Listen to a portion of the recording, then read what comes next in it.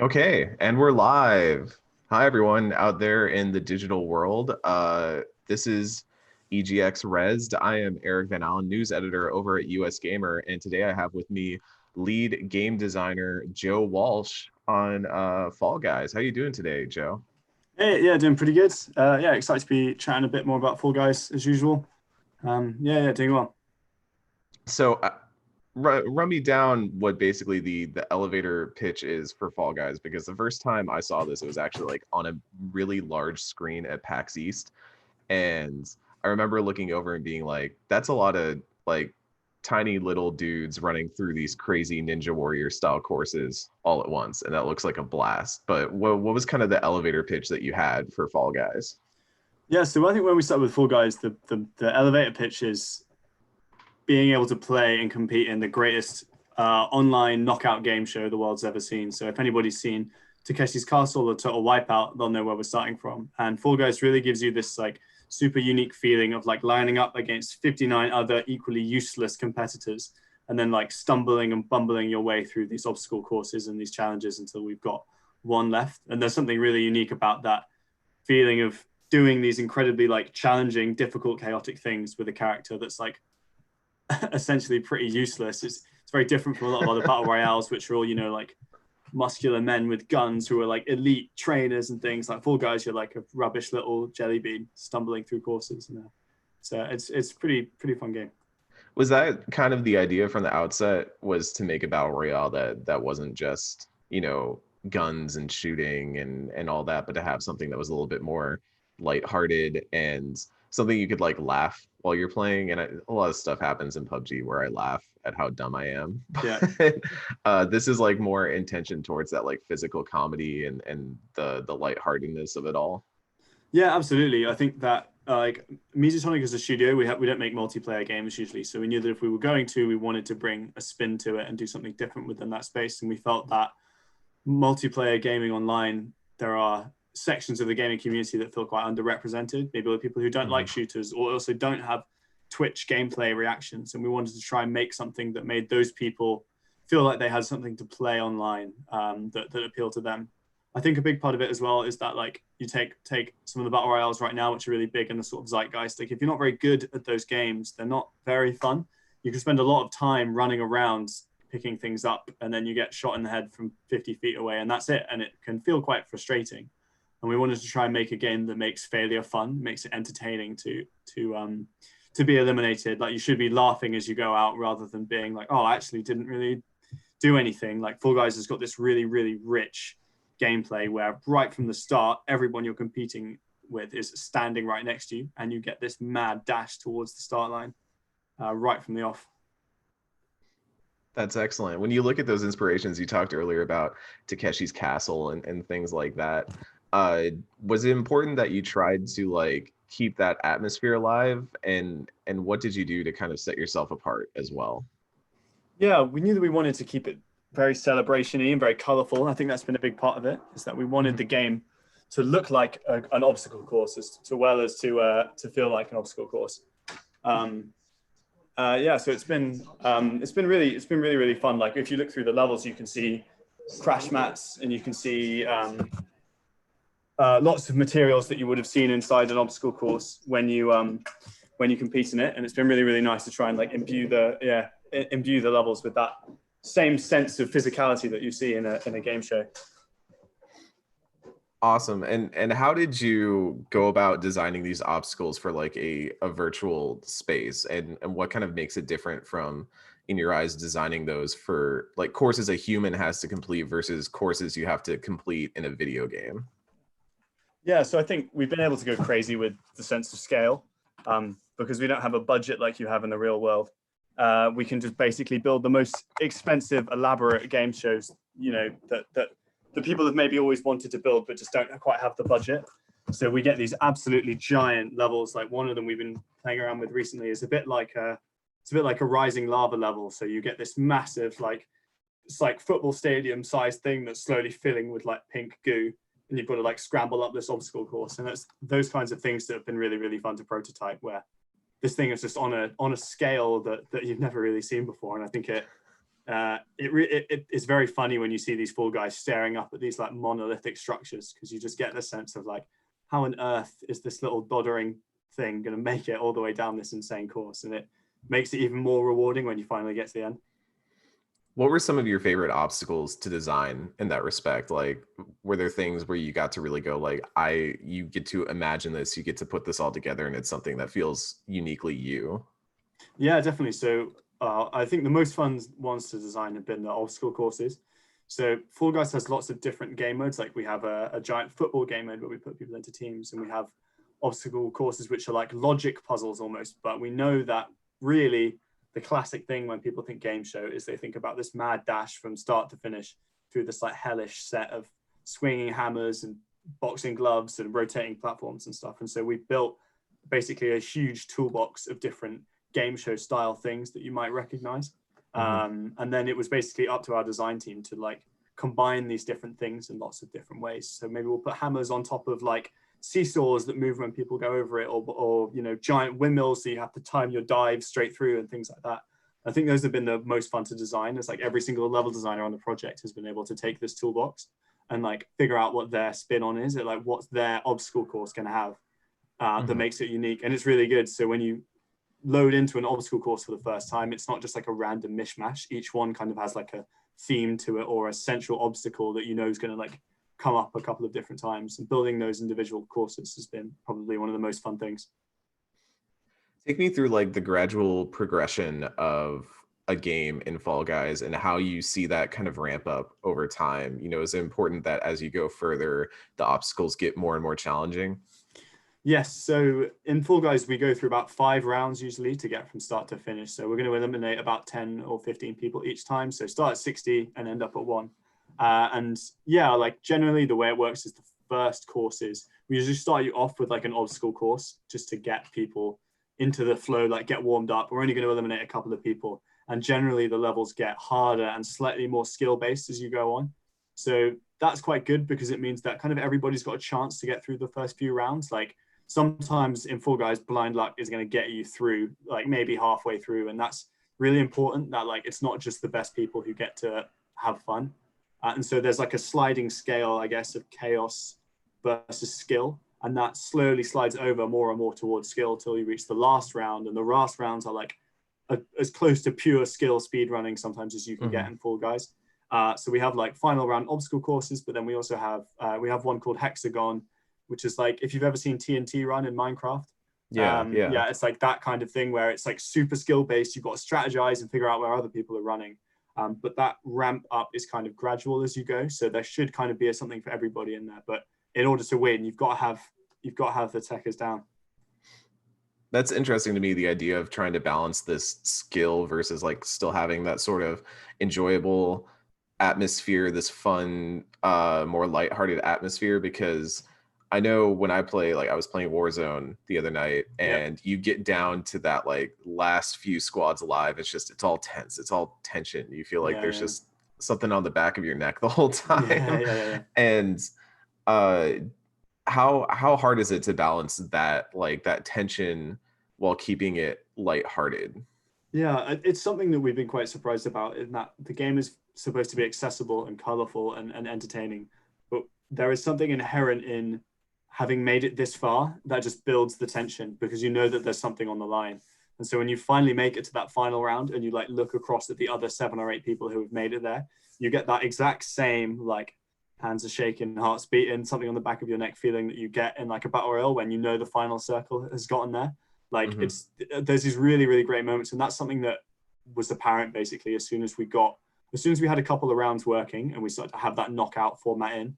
Like that's kind of when we knew we were onto something. It's like, oh man, this really does feel tense. And I think that's going to be one of the interesting things going forward, is quite how competitive this game is. Like talked a bit before about a sprinkling of chaos in all of the levels. And I think it's going to be interesting to see how people react, because we don't want people to take this game too seriously. It's supposed to be fun. It's supposed to be a party game, but you can't really control how people on the internet play your game. And so it's going to be really, really interesting to see which rounds people like, which rounds people like react to in different ways. But yeah, like when people get their hands on it, I think they'll get that exact same Warzone feeling, but in a good way. in a happy way. Yeah. Uh, how do you balance out the long-term progression then? Because a lot of these games tend to have some level of you're making progress along, say, a battle pass, or you have it being made across, oh, you're unlocking things as you go. Yeah. Are you planning for any of that sort of stuff with Fall Guys?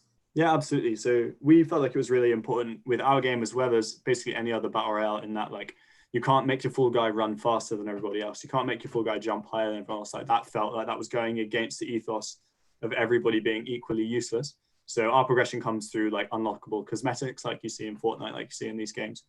So we're going to have like a seasons mode in the game, as you've seen in other games. So Mm-hmm. we're not going to have a premium battle pass. It's going to be like everyone who plays will be able to unlock everything as long as they play and do well.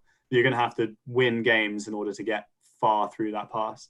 But one thing we've really wanted is to make sure that our Fall Guys are not, you don't just pick a skin and that's it.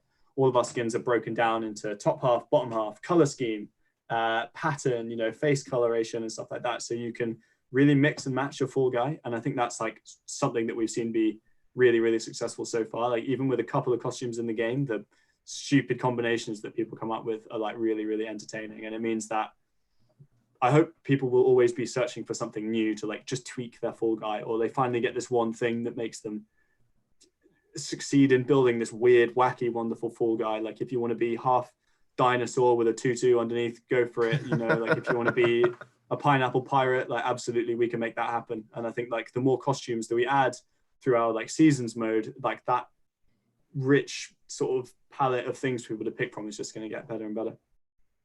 Awesome. Take me through the earliest stages of design, because as we talk more about all these obstacles and stuff, I'm interested to know what some like how close to the current version of the game did those early designs look, and was there anything you kind of cut along the way that you wish you could come back to or that you're thinking about going back to? Yeah. So I think Fall Guys is very close to the initial pitch that we first had. The first change that we made is initially it was going to be anytime you make any mistake in any of the levels, you get eliminated, and that was it was going to be much harder. Like just like in Battle Royale, it's just like you die, you fall off a cliff, you're out. And in Fall Guys, that was going to be that way, and we found quite quickly that we couldn't really build obstacle courses with any risk attached to it, because as soon as there was a rope swing over a chasm, no one would go near it, because it was like, well, why would I be the first one near it when people might push me? So we tweaked the game to be more forgiving, and we've added like respawns into the game and stuff like that. But the character as well has stayed pretty close to the original thing. Like I think a big breakthrough was when we added the dive button to the game, and we added the ability of like your character being able to fall over.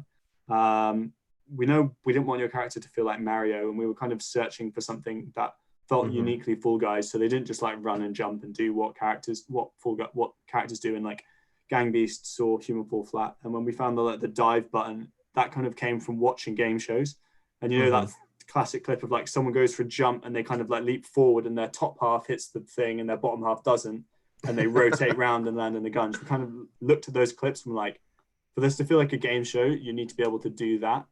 And as soon as we had the dive button and like all these other mechanics started like spiraling out from it, and that's been one of the biggest things I think that's come out of the early versions of Fall Guys. Yeah, we played around a little bit with like sprint mechanics and dash mechanics and stuff like that, and it's something that people do ask for.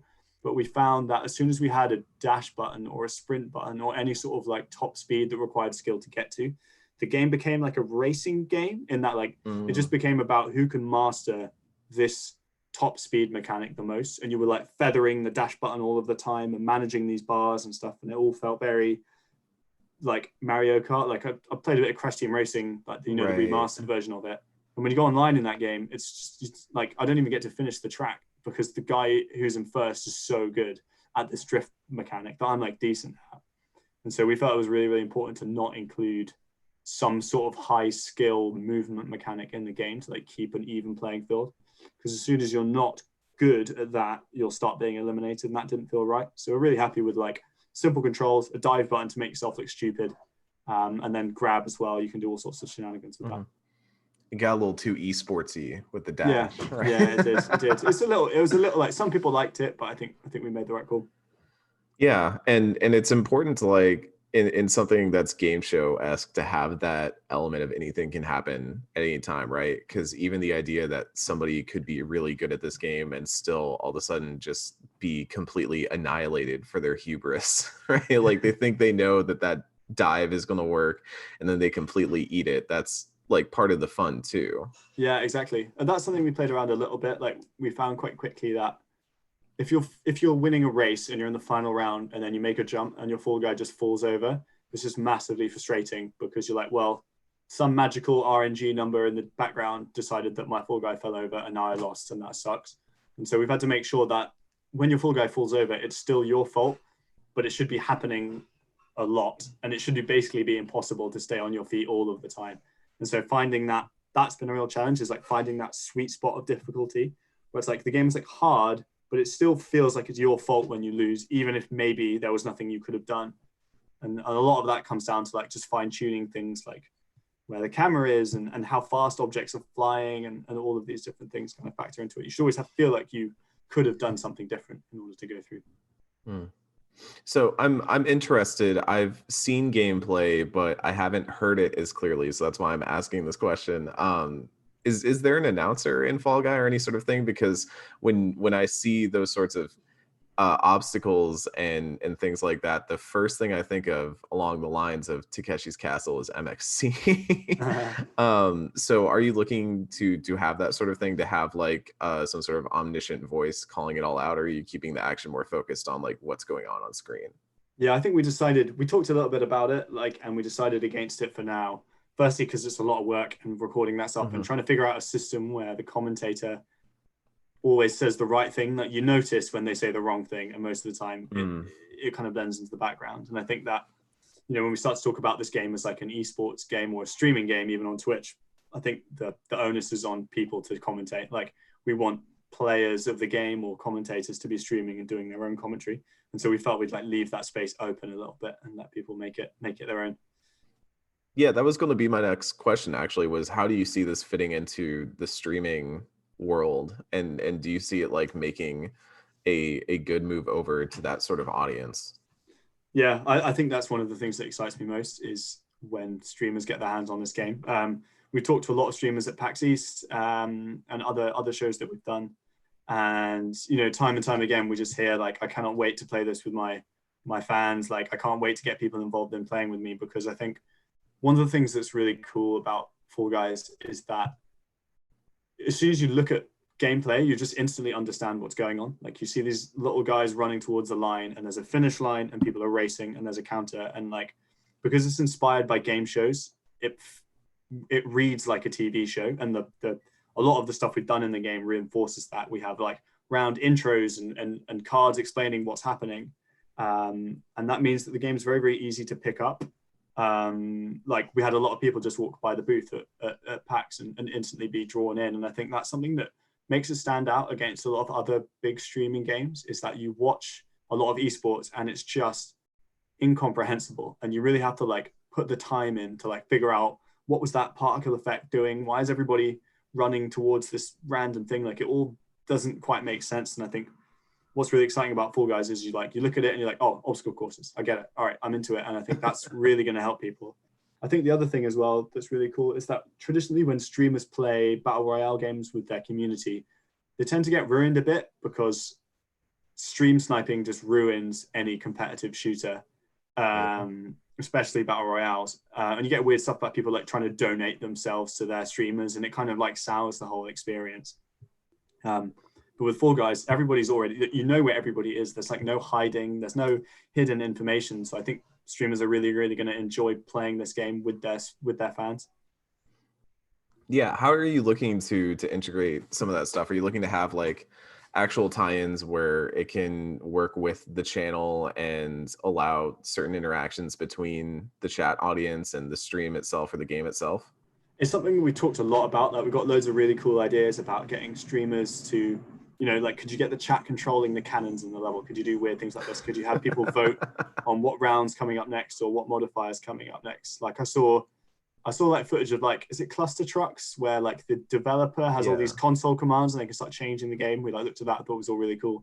It's all a little much for us to do for launch. So I think that it's definitely something we're going to be keeping a close eye on once the game's live, and trying to like bolster that streaming community with really interesting tools for people to play with their fans. That's awesome. So, I mean, one of the elephants in the room right now is kind of how everybody is social distancing at the moment, Yeah. and moving into. I mean, that's why I don't have a fancy studio behind me right now. I have my wonderful apartment, Okay. and so how has that affected development for y'all? And has it, like, were y'all already remote working before, or has it been a weird adjustment period? So we are just moving studios in London, ironically, because we filled out our studios. We just moved into a new studio that we can't go to because we all have to work from home. But in a lot of ways, it's been quite good because we were like absolutely packed to the gunnels in this office. So having a bit of space has been quite nice. I think another thing that's been quite good is that we, for a long time in the studio, when we play Fall Guys, we all play it as a team, and we're all sat next to each other, screaming at our PS4s, screaming at our TVs, and that's made the game really fun. But it doesn't necessarily mirror how the game will be played when the game goes live.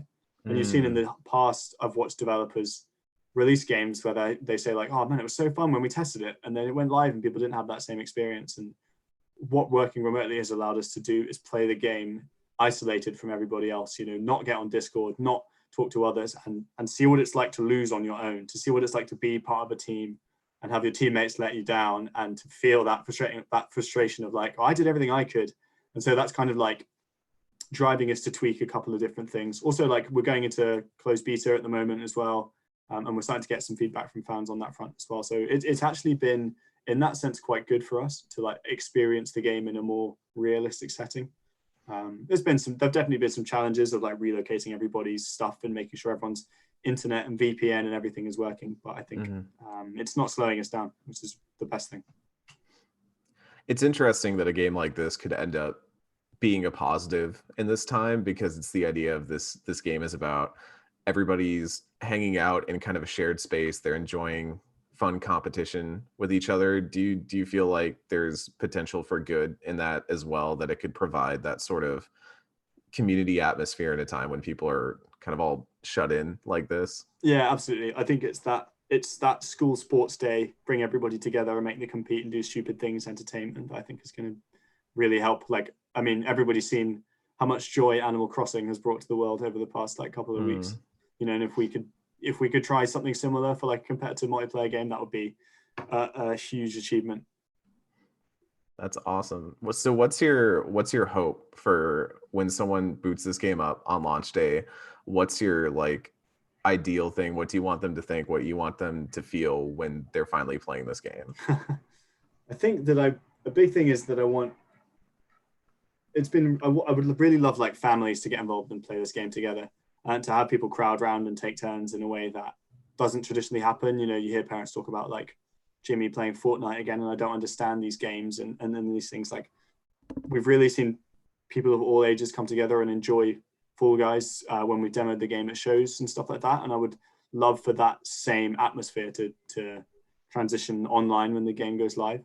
So I would love our player base to be like very varied and to bring people into the multiplayer space. Like, I would hope that we start to see people messaging saying like, hey, I've never played multiplayer games before, and Fall Guys is like finally the thing that like I want to jump on and play. So that would be the biggest thing for me, is to succeed in bringing new people to multiplayer who traditionally haven't felt like it's something they've wanted to. Because I've had personally so many amazing experiences playing multiplayer games, and it's just such a never-ending space for like crazy stuff to happen. And I would just love more people to get the chance to experience those things with Fall Guys.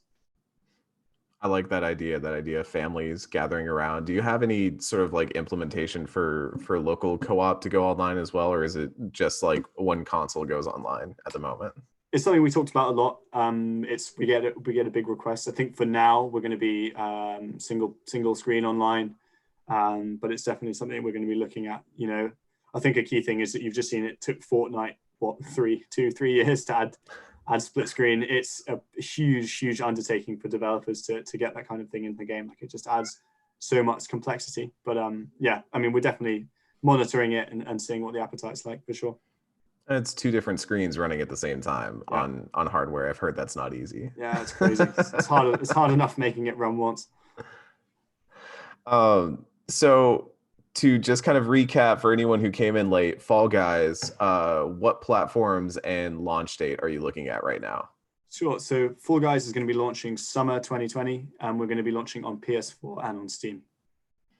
Excellent. Any other plans? I always have to ask this whenever I have a developer in front of me. I have to ask, any other plans for any other consoles? Sub consoles, certain consoles. Yeah. Currently, we haven't got any plans, but we want to get as many people playing this game as possible. So down the line, you never know. But we're really, really excited about like the support we're getting from Sony and Valve at the moment. So it's going to be a massive, massive launch on those two platforms. Is crossplay in talks right now? Yeah, we're talking about it as well. Like, not guaranteed for launch due to some like complexity there. But again, yeah, we would love to do it. Like, Fall Guys, it needs to launch with a splash, right? Like, we've got to get those servers full of people day one, and anything we can do to get as many people into the game at the start and make those matchmaking times short. Get the experience as slick as possible is really going to help us. For my last question, dreaming big, what's the dream obstacle course that you would want to create? What's the ultimate thing that you would want to build and run in Fall Guys or in real life? So in Fall Guys, there's an idea we've been throwing around a little bit, which is like, what if you had a tournament? So each tournament is 60 people and one winner. What if you took all of those one winners and put them in another tournament with the winners of 60 other like games? Like, could you create some giant never-ending bracket thing, which like just amps up that feeling of being like, all right, I'm in the last 10 out of 60. Like, what if you were in the last 10 out of 10,000 or something like that? Like, is there a way we could do something cool there? So that would be the dream, I think. I think Tetris 99 did something like that a while ago, where it was like it created a queue that you could only get into if you won a game of Tetris 99. Yeah. And that was brutal. So I wonder if that would change the atmosphere a little bit, if it would turn a little bit more towards that competitive idea than the party idea. Yeah, definitely. I think like one of the exciting things about Fall Guys is we just really have no idea how people are going to play it. And I think like, doing something like that would really bring out the competitive spirit in our fan base for sure.